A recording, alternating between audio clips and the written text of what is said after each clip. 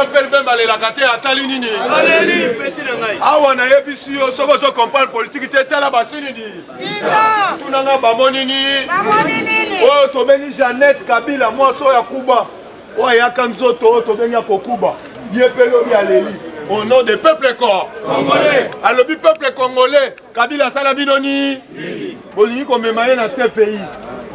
Bokanisata bolamu. Oh Kabila sala bino. Kabila sala bino. IDP c'est vivant. Fatibé combattant awa toyebisi ozala serein. Lobby bolanda qui remise et reprise ya Tango Fort. Lobby ayaki awana John Numbi.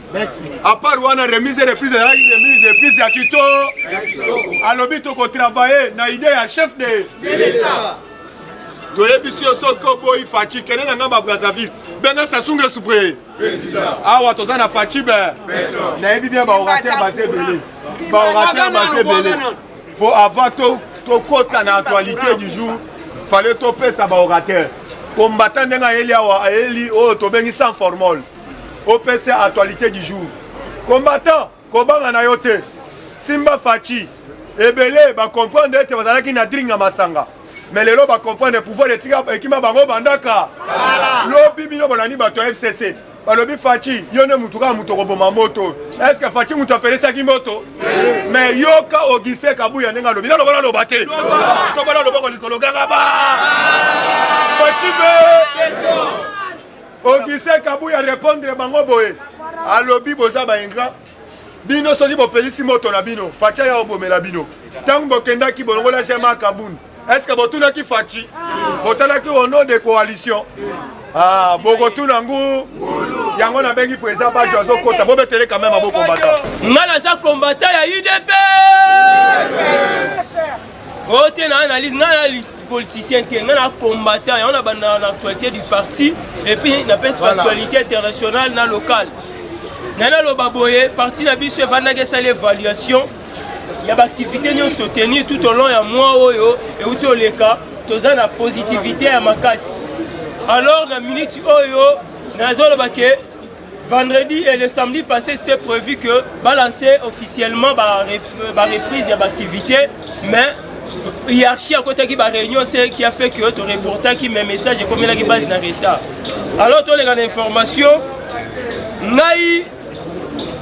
Na bête formalité mais à ce que je sache Kabila on le 17 août sera le si le 17 août c'est-à-dire une politique et dynamique mais on a date d'après si pour tout ming banda go mituna OK mukonini ba kolongola ye tolobi avant le 17 août tozana Kabila lisusu na mettre en garde pour ngala le kakana blei na bercer nga mututie na lire pas noté et puis na robanga yote o terroriser nga ité o yokuta biso awa boyaki na babuta mbula ba okende botika biso donc yo za yo za guerre za ina armée o za ina ba nyonso totika robanga te kana to suivi maramongo boy il est peste vivant na mettre en garde Timothée les noirs boyebi Timothée les noirs oya tsabasuke belé na mandefu belé peuple congolais en général, en exception, les parlementaires debout, ils allaient vraiment très fâchés parce que il s'est permis à une audience par l'entremise. Il y a un ministre Nabiso Didier Boudimbu, né à Memaki, Timothée le Noir, et pas maman Denise. Est-ce que vous avez écouté une maman? Est-ce que vous avez solo une maman Denise? Mais comment Moutou Oyo, Timothée le Noir, Azali, bras droit, il y a Ami d'Achature, Azali, droit, il y a Gentini, Azali, bras droit, il y a Oyo, Marcelé, il y a Lumbashi, gouverneur, Azali, bras droit, Chadar. Bangonde, Matubando, Finga, Tsekedi dans la télévision. Timothée les Noirs, il y a qui est Fachi, mais comment maman, s'il vous plaît, maman, avec tout le respect qu'on vous doit, prochainement, sur le monde, et puis te mettre en garde, ça y comme il y a un complot, il y a utiliser au Koufa. Vous avez peur de FCCT, vous avez IDPS, et puis oza régime ya si oza oke kinga kati olie mwamba oye kote po ya olia mais to mettre en garde au moins to yebi chéote na bandal au moins na makelele so kati pont ya bolingani wana soki omeki lisuko sengo dia sokota oya au moins na biso chez yo biso ça la aventure tie on te mettre yo en garde comme bango bazo utiliser kayo Maman Denise biso toboyi ko yamba lisusu tie comment biso na to koti na ndako na te Timothée le noir ngekota pe abimaki pamba te opesa kiembo biso da to zimbo Maman Denise combattant c'est bino bondimi yango so bondimi yango te bo manifester combattant combattant awa yeba tozali sur likolo ya nini parce que to ko découvrir na marché ou te ko salema ça isa ya zalaki na marché où te ko salema ça isa ya zalaki alataki na polo ya PPRD sikoyo ko lungwa lungwe wana batindi yake na présence bakutana na fachi na sepeli na vie na nga cobra oyo babengana ki e ander yango tolobaka ochetembe combattant awa tozali sur likolo ya nini toyebi nyoka soki bakati mutu toyebi mukile tika koluka oyo akobeta na sa makolo awa avec fachi bama tabakita to sengeli bango ba démissionner en bloc.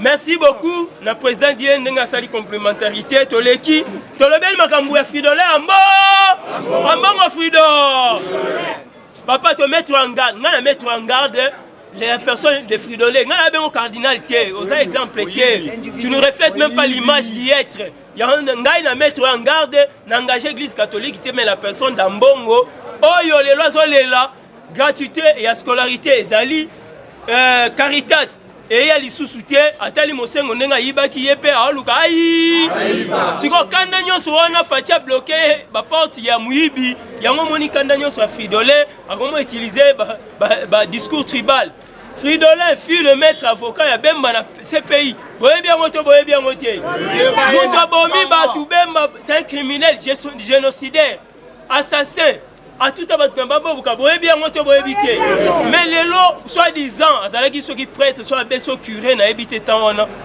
akena ko sambela Bemba na ces pays yango to kebisi yo Fridolin mbongo to d'ailleurs so to moni mutu kana biso président pesa ki to sala nini to zoya yango to lobi boye Fridolin mbongo azali na mission ya koya ko sengela Jean-Pierre Poste na minute oyo réunion mo setenaki François Mwambazalaki Amer Azalaki Bemba zali sur place Bemba zoluka Moussa alors voilà to rebete la bino suite nango po déjà ba makambo wana en cours to yeba yango na minute on a semno tunda ka sende ya comique bilelo na mile ayena famille na ye zo simba lisusu parce que abebisi musala na ye so abenga ta Shadar inemi ba yambaga lisusu mais musala sila ba yambelo nini même ba to FCC ba otala ga lisusu nda goûter prochainement ke kinga kati réunion na bango avant de 7h jusqu'à 16h yeme ya yambaki ye ay revanda bo ya zongi akomi ko regretter pourquoi BBC vina ye alors fini na combattant tolandaki dossier ya blanchissement d'argent ba capitaux ba nini illicite ba détournement et ba deniers publics tozana dossier ya Petio Massaro tozana dossier ya VK bon ndeko nanga tozonga na nsima to kanisa muke na dernier plaidoirie soki to bo sanité caméra lobby boye nyonso oyo bozomona nga na kangami ezali motema mabe ya FC kote ope FCC pe kote oyo bango balobi biso mutu akangisaka mais comment sikoyo nemi bino bolobi bokangisa kamere bokomo ke nota la kamere bokomo ke sala ba complot na bino na kati ya prison parce que ba comprendre que baza na fuite d'info lisusu te yango moni même bakangi ba journaliste oya RTNC voilà boyebi yango balongoli bango parce que ba journaliste na ba comment ko bimisa ba fuite d'info même discours ya président na na pesi yango te pour mona déjà ebimi omoni kaka na kati wana INC o batikana ki ba yeba membre INC un directoire de communication et presse. Alors pour tout que ne musika pour tout chiquer, tout ce qui s'est info musu ototika nango awa, papa ba jegata boye biet. Oya landaka mokonza ligue des jeunes ya PPRD. Oh lelo a komi kotube la masumu alobi biso lelo mokonzi na biso mboka azali Fachibe. Biso nyonso to simba ye pour que to aider ye na ba programme na ye ke libo. Ba ko comprendre que non, ba te ba même biso distraction. Atali bo moi mai na ngari magie azana pri. E ba ngai moto pamba so bazwi ngai sikona ya osambela ngai. Yango moni yepe azongi muntu a changer. Yango toleki na lobi boye général chef d'état-major général Mbala au mikolo to benge mwana mayele à mettre en garde ba généraux nyonso. Oya za ba discours tribal, pas linya côté division armée. Soki bazui sur na discours a bongo ba ko kangayo, oko salando. Yango balobi armée ezali a politique, bazali pour la service ya nation. Na pesa mino sur information que Kabila avant qui atindi batu ba kedeko boma tango fort. Il est peste vivant. Nazo ebisabino ezali courate. Atinda ki batu ba ke boma tango. Era yoki nomination pour tango fort azalaki muntu na ye avec la mission. Ayo comprendre que moi na mai abimina nomination ako dévoiler ngai secret nyonso. Alors il faut encheminer ye. Heureusement tango fort pe a joué qui malin. Dans la minute on va renforcer même sécurité. Mais ba magistrat na biso, bo banga tie nous c'est ça notre travail. Nous devons toujours continuer à dénoncer. To dénoncer ka ba benyo pour mo konza mboka landa biso so ka ba message nyonso. Et comme la gaé. Ba osala biso rien, ba magistrat na baza biso. Kala tondo banga ba memo devant un magistrat corrompu. Akome ma dossier boeti ba bokela makala mais siko tie ko bangelo ko moko na minute oyo nena zalia wana ko banga mutu tie et puis na ko se voler face te o bona ngana o temo nzela sans ko banga. Alors la minute oyo nazali ko kebisa toujours mutu oyo boye bien mushengezi yango tozobelela mokonzi mboka alongola mutu wana na kati ya cabinet mushengezi Siruza azali mutu oyo azobimisa ba information na kati ya présidence pour mema yango libanda. Alors biso tozali lisu ya mokonzi ya mboka to permettre biloko wana te. Alors nazo kende siko na rochite Ramazani Shadari secrétaire général ya PPRD azalaki na visite ya ambassadeur à Grande-Bretagne a qui est face à face. A qui est que vous serez déjà interpellé pour rendre compte de tes actes. Azali criminel, génocide. Oyo ya makamboka mona sampu. Ye il fut ministre intérieur na taona. Ba bisi yango boza bon pour bazali ba prisonnier à ciel ouvert. Ya moni président bibotika bango la place a okimate. Ba eloko za la cu na kati ya cu même ata batiki yo okia otutali ozongia otutali. Il est pas FIFA. Yango to lobi bo elisu likolo elisu. Biso to robanga to robangisa. Yango to ebisaka bino ke IDPS c'est machine politique. Lelo batu ba comprendre beno que non parti politique eza c'est mort. Ezali parti politique international. Yango na lobi bo Nemi Moulanya nazo chité na koloba ke Nemi Moulanya ke ndako mona maman Marthe Kassalu. Akenda ke mona maman Marthe Kassalu na limité ayebisi ye maman ngai na ko senga na part na ezali formalité. Ezali information vraie. Akemo na ye na ndenge na ekomi mwana na mwana yebe alobi maman na ye ngai nazali Nemi Moulanya nazwaka kombo oyo pona un régime yaki mais na lina senga vraiment o sengela ngai pa fachi soki akolimbisa nga na ba mabe mususu na salaki et puis nazwa biso maman nga nazalaka mutete là nazalaka muta ST nazwaka kombo na pona régime yaki viva réalité ça ina taona il est pas sa vivant yango to sengi na bandeko na biso nyonso partout bozali bokomona bato chef de l'état ekoya na ba plateforme toza bato ya IDPS mais tozwa bato mosusu balinga IDPS te bazali balinga na bango Faci Béton bakota na ba association pour soutenir vision chef de l'état alinga chef de l'état alingi visionner mais azali muta IDPS IDPS viva! Viva! Yaya matama mke wana viva sachet. Pesa siko viva elonga boto bote. IDPS viva! Viva! Yaya yozo répondre à tout le monde est suspect. Eza bote. Oui. Ah eza parlement debout ya IDPS. Comment yozo ce slogan ta?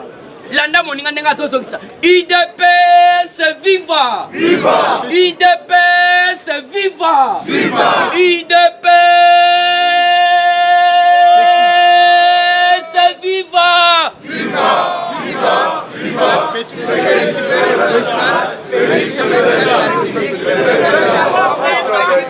Ela! Faci Béton! Yaya, Faci sa béton. Yaya, biso pourquoi grincement des dents plein et commune à FSOSO. Grincement des dents na plein et commune à FCC pourquoi? Bangonde ba créa keloko wana mais comme li bango ngai. Tunda ka senda fandi ayoki église catholique à sali marche à 15 millions alobi voilà tozo bango place wana. Abandi procès. Tunda ka senda ne muto souleva procès à 100 jours boto bote. Puisque ça là qui déjà cabale. Vu que yé caméra papa caméra azana maele te c'est depuis IDPS sabotama to banda ko tambola pona otobengi état de droit na démocratie boto bote. Soka linga sala maele linga kangamana Faci te. Puisque IDPS ezaka pona état de droit na démocratie. Mais yoka eloko. Babeti kabana bango puisque akotanga maîtrise mokonza mboka na procès atanga ki yango te. Benoît Sigwa ko fana bi mais oui yo mokonza mboka batangi yo a maîtrise yakana no osamba. Le Faci koya mabe. Le Faci siko ya koya. Papa procès à 100 jours eza ya yo mokonza mboka boto bote. Du fait que Benoît Luamba na batuna bango kuna. Il y a FCC, va créer par tous les moyens, va destituer mon Konzambo. Quand on a vu ça, bango, et ça pour rater non événement. Il y a un moni et zongeli bango. Papa, yoza patron, au pesingambong. Au lobby, betelanga de niveau. Kaka yomoko patron. Au yeli sous ko yibangambong, au muto pesangambong. Ça c'est. Il y a un moni Nérémie Mouila, il y a une prison, babo kelie masou. A quel ça la nini kuna? Yoka. Mouila ya uti ko solo na caméra esko ake ko kutana na Henri Magie. Faci Béton. Bobo sanate Henri Magie wana nde muto aloba ya azalaki deuxième candidat deuxième pion na biso. Biso nde tocha wana sala outrage contre chef de l'État. Commératé ko sala outrage contre chef de l'État. Olandi te 3 journalistes aux arrêts. Merci. Oh ya présidence. Et quelques journalistes à présidence ba bengani bango. C'est bon. Bete babo combattant.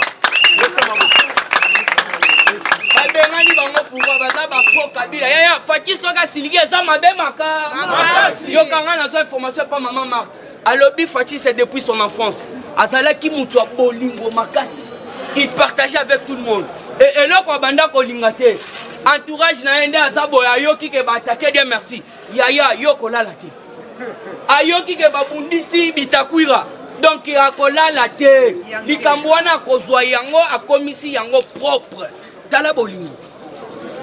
Donc Faci a maki na point ya ko vider mal na ya bilamba ya ko kabela baninga. Donc azala ki na bolingo depuis son enfance.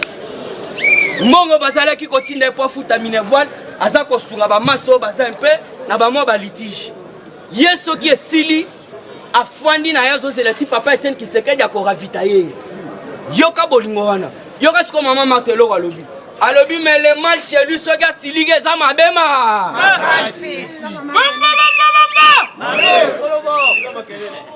Ce gars silige za mabema kasi. Ya on mon FCC plaire. FCC baleli. Ya on mon nda zaboye. Mende batunaki na tanga te. Yoka eloko menda batune papa. Yo monite ndezana batwebele ya kana bino il faut ba que CPI menda lobi boy. Yoka la mère mène de Sir la plainte contre Joseph Hippolyte Kanambe. Comment on appelle ça Joseph T? Hippolyte Kanambe à la CPI. Yoka lobi boy. il est normal que ceux qui ont fait couler le sang puissent s'en rendre compte devant la justice. Je ne suis pas de ceux qui estiment que des crimes doivent être justifiés parce que ceux qui les ont commis sont des manquants. Voilà. Que je soutiens. Non. Si le sang a coulé, il faut exactement que ceux qui sont responsables en répondent. Betafu. Yana nakoye bisayo. Yaya nakoye bisayo. Tokomi na dernier virage. Virage otosa. Ceux qui ont eu politique teta la basindi. Dita. Ngai nazana esengo makasi. Pourquoi? C'est depuis Fati asali otobengi réforme ya justice. Naza kolala kitoko. Fati asali réforme ya armée. Et d'ailleurs, tu peux savoir une information. Général Amisi Kumba dit tango fort. Lobby le 27 basali remise. Ya makasi. Numbi asala kite. Mais otobengi représentant ya Numbi kombo na ezali général. Puisque biso topé sa information sans formol. Boto boté. Na kopé so combo général wana. Voilà, remise et reprise à l'inspectorat général des FRDC, c'est lundi 27 juillet 2020. Numbi pas présent, représenté par lieutenant général Pacifique Masunzu. Parce que ndenge zaboé, Fati a pesaki déjà ba mesure mususu na armée. Ya ono yoki la minute on a koyé biso même ma caméra. Information topé sabino za sans formol. Jusque là des hélicoptères ezali na aéroport ya américain. Donc tous les généraux il faut baquer formation. Ya on a ma caméra per sala qui déclaration lobby à lobby boy. Le gouvernement des ISA. Donc ISA cela veut dire il y a États-Unis d'Amérique soutiendra la formation visant à la professionnalisation des FRDC. Pour améliorer la communication des civils et accroître le respect des droits de l'homme des Congolais vivant dans la zone touchée par l'instabilité.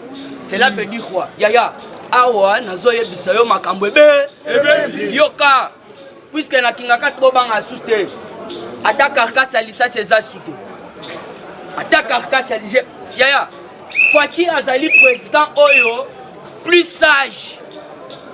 Hein? De plus que tous les présidents qui ont connu la RDC. Fati signature Yasuka Mboko na Eb Sarabino et Fati. Puisque Soko Talibien, Azolanda Kaye de charge à Papa Etienne Kisekedi. Et puis jusque là, Nazali Koyebi Sabino, Moutouata mon côté na Congo. Aleki Fati na diplomatie. Là je vous dis, papa Nangai, sans vous mentir, t'as bien. Mouton a fandi pembeni un docteur en droit autant d'années. Moi un docteur en droit mouton atangisa ba mindele état de droit na démocratie. Yaya Angers otobengi moi sona comment les ala kinan reine d'Angleterre akamusanga poso solo na reine d'Angleterre ba pesa 1 minute. Même ko le papa Etienne qui serait da kenda solo na reine d'Angleterre ba yebisa ke a ndengo zokota ba ko sala 30 minutes. Mais leur papa Etienne à côté. Bazo betali solo na reine d'Angleterre. Reine d'Angleterre a lobby lobana yo ti okole. A Fongola yende babenga les place wana, c'est lui qui enseigne la démocratie et l'état de droit au monde entier. Ce que muto aboyaza na mona na yo. Papa, plan est simple. Fati déjà abeti bango kindobika. Kamere ba proposer le premier ministre du fait que l'air ba ko sala kuwana. Oyo Benoît Lwamba a destitué mon Konzamboka, Tambo Mombaye président, va voter ballon na bango wana, ti basali ballon sous Kabila Zoni. Mais yoka, Benoît Lwamba démissionné, Kamere Makaleka. Kope Simbite. Kope Simbite. Fati Petre ça, c'est sage. Azu Oyo, Abouaki yé na coup d'appel ya maté. Azu Sigo Moussousou. Qu'est-ce qui se passe? Puisque Ndenge Zana a eu déjà 3 personnalités à cour constitutionnelle à nommer Bango. Alors Ndenge Zana, qu'est-ce qui se passe? Oyo Tobengaki avocat de la République. Yende déjà ça soupçonné pour comment? Mokonzi à cour constitutionnelle. Puisque boule na Bango, il y a l'homme simbité, l'homme attaque congolais, allez lire, n'attendez qui message jour wana. Alors, nous avons fait tant du mal à ces pays. Nous devons nous repentir. Merci. Kenzambe Sikoyo a pardonné Bisso. Donc, on continue bon côté. Puis, je suis déjà un vieux papa. Nakoki ko finir un jour dans bon côté. Mais non, l'homme. Pourquoi? Parce que qui si. Quel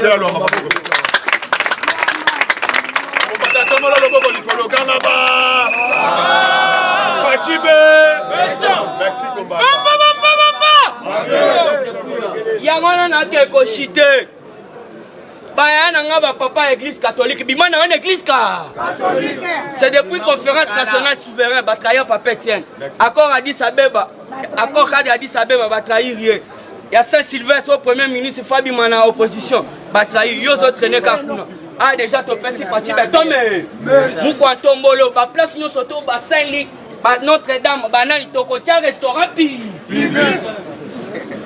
Bango batamboli papa 15 millions chilombo yibi na caméra justice ya solo bino ce n'est pas 15 millions c'est 50 quelques millions de dollars bakangi caméra yo sko lingo sala marche mbongo yo liete okomi ko sala kaka ba marche sko yo ke loko salami chole na auto bengi no Robert Basengezi na banemi muilanya yaya eza congloméré so ya bandoki batu wana nyonso tu basala la place moko. Il faut comprendre que dans la prison, balingi bango te babwa kelie masu ba betela ba prisonnier maboko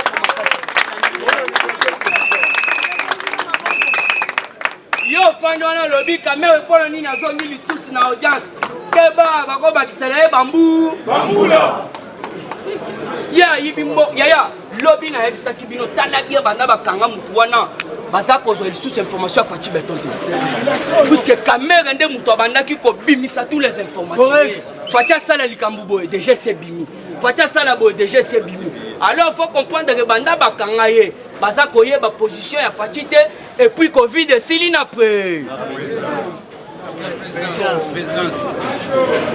puisque na minute on a koyebisa yo caméra soka ke kuna ba obaxele bambula Olanda kite otobengi Jamal Samit a lobby yende mutu abanda web sangana zalaka traité na côté sa mutu makasi puisque aza quelqu'un mutu munene mboko bakotika biso alors mon konzambo ngana na 35 millions de dollars batika ngana sili sa musala yango no moni a précipité akeye kuna alors nde zawana yaya fanda no kimia batela no mulimo na yo bakotika la bakotika caméra te ata mukolo moko te alors faut bien comprendre eza mutema mabe bato balingaki Fati te ngana lingina chité bato balingaki Fati te batambwisi yawa ba information nommé pantin placebo lelo bazawa au sein de l'armée Fati a nommé na justice Fati a nommé etikali seni wana puisque Fati déjà ça tali alobi mabunda yo libala no ya sigana na rosar na lingi yango te kende na yo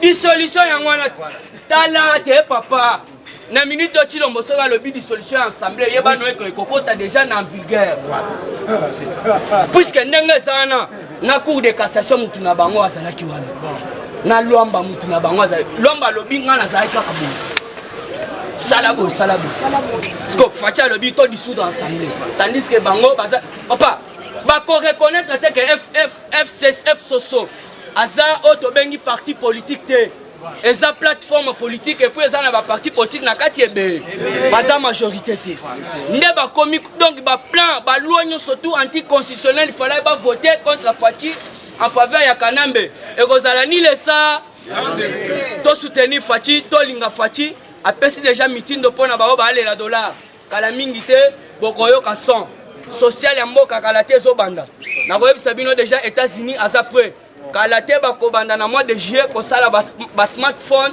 ba biloko makasi congolais abande déjà ko utiliser yango et kozwa auto bengi 10 millions d'emplois betela chilo IDP